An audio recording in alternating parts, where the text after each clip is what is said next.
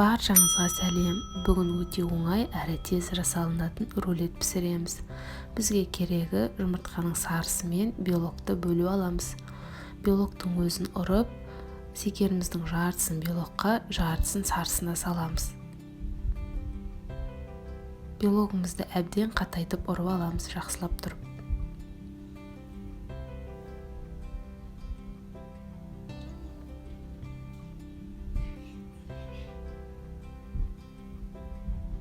Одан кейін жұмыртқамыздың сарысына секерімізді салып, жұмыртқамызды жақсылап араластырып аламыз.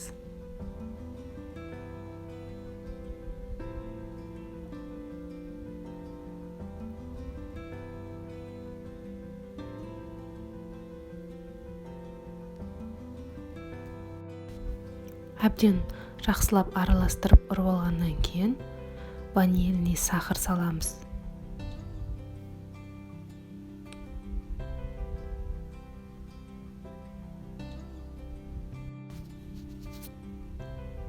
Одан кейін үй температурасындағы суымызды құямыз. Бәрін жақсылап араластырып, белоктың үстіне құйып, лопаткамызбен араластырып аламыз.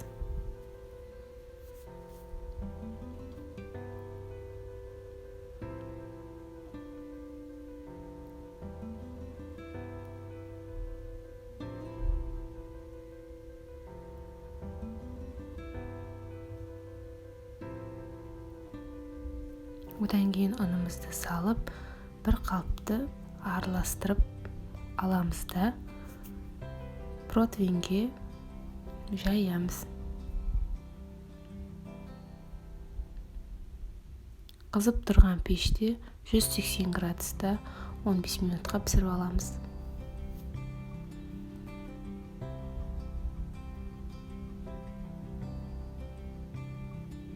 Піскеннен кейін сулы орамалымызға дәл осы видеодағыдай қылып рулетімізді орап, суығанша қоямыз.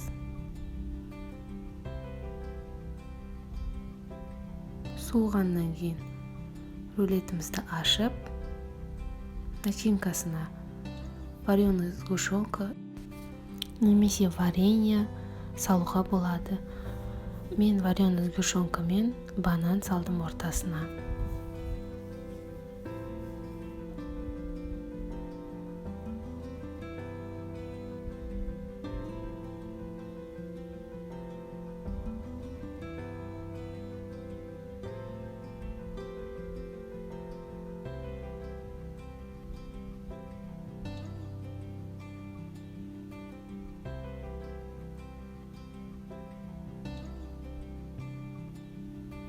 Болғаннан кейін дәл осы видеодағыдай қылып, рулетімізді орап, холодильникке бір 5 минутқа қоямыз. Болғаннан кейін бетіне сахарный пудра сеуіп, кесіп жей берсеңіз болады. Барлықтарыңызға ас болсын. Менің каналыма тіркеліп, лайк басуды ұмытпаңыздар.